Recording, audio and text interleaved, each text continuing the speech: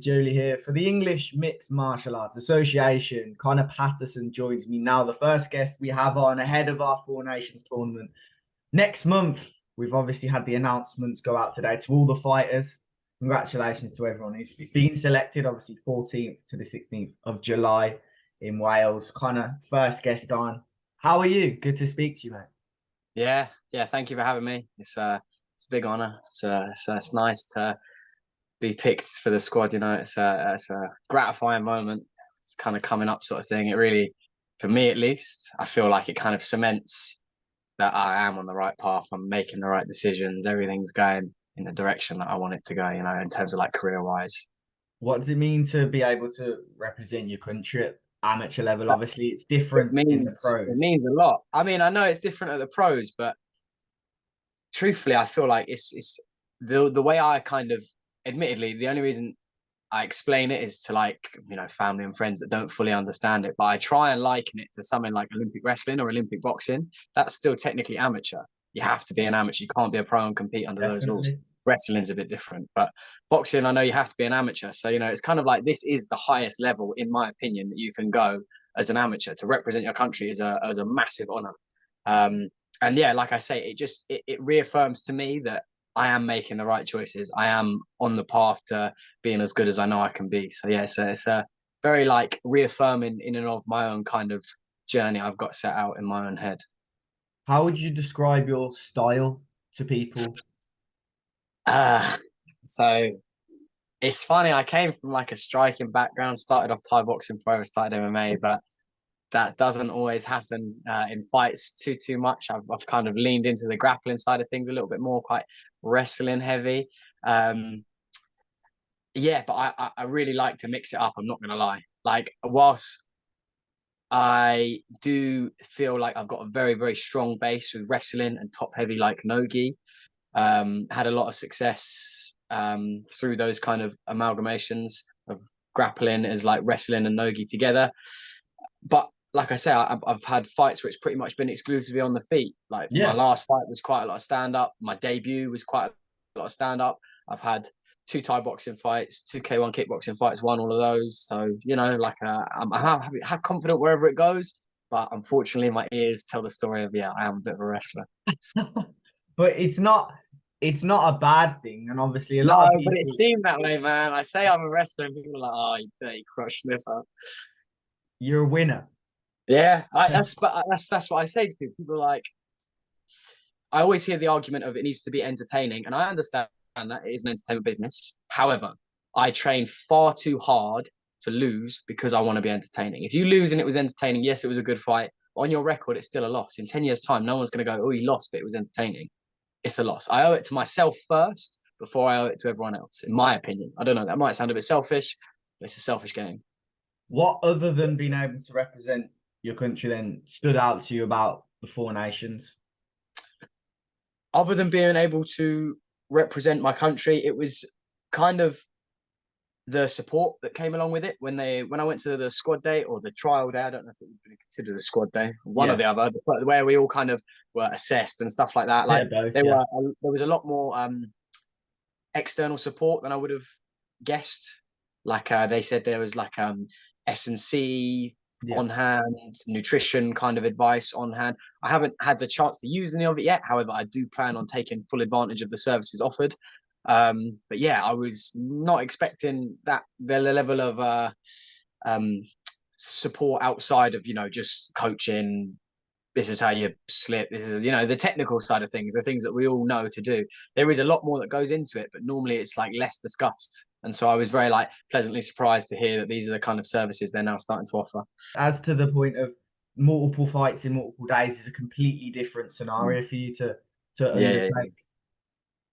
Yeah, no, 100%. And that is something that I've been thinking about. And truthfully, I suspect that, again, going back to kind of stylistic, I feel like I've got a style that works well for that kind of thing. Like I'm quite good at knowing when to push, when to pull back, sort of thing. I've got a good gas tank. I've always had a fairly good gas tank.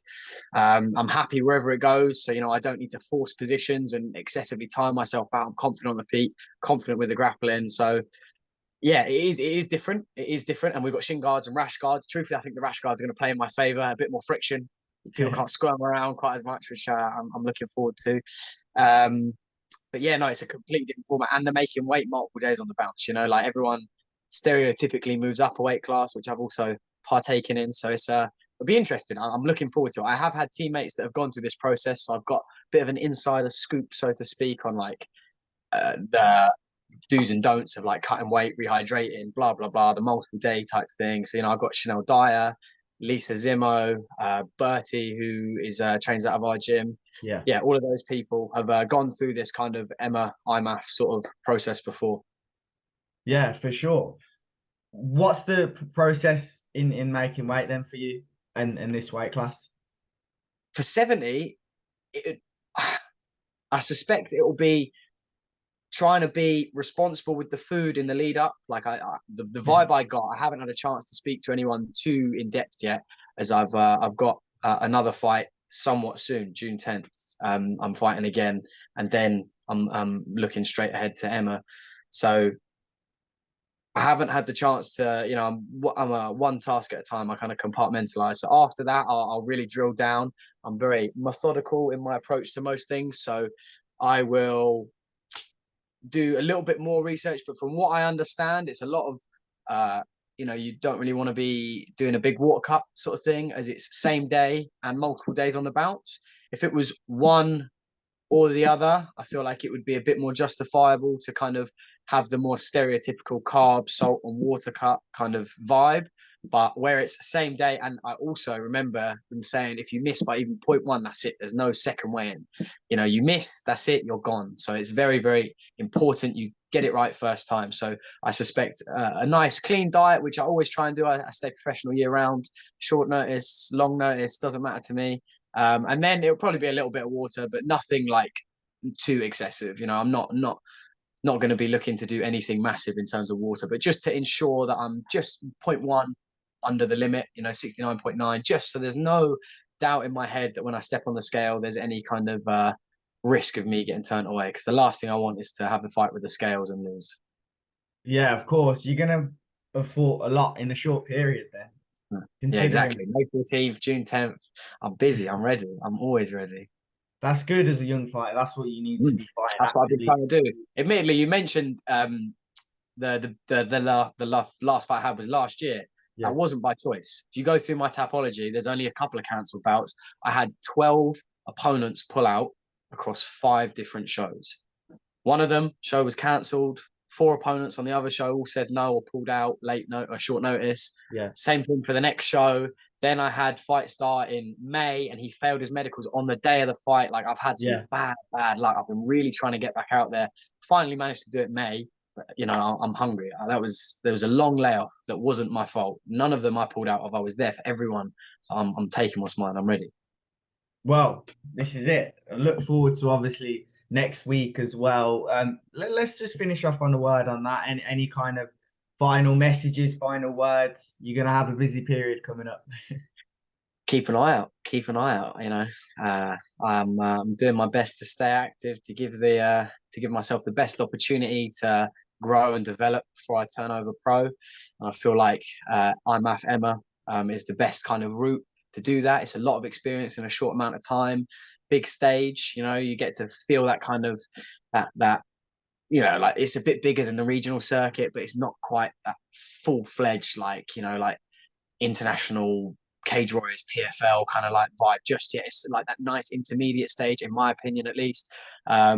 It'd be wicked, and it's good to meet new people from all over the country. Like I know that it's a England-wide thing for the England team, at least. So I'll be meeting people from gyms up north, further south than me, all Yeah, over the shop. I'll be meeting new people. So yeah, keep an eye peeled. brilliant, man. Best of luck, and we'll see you there, mate. Thanks for your time. Thank you very much for having me.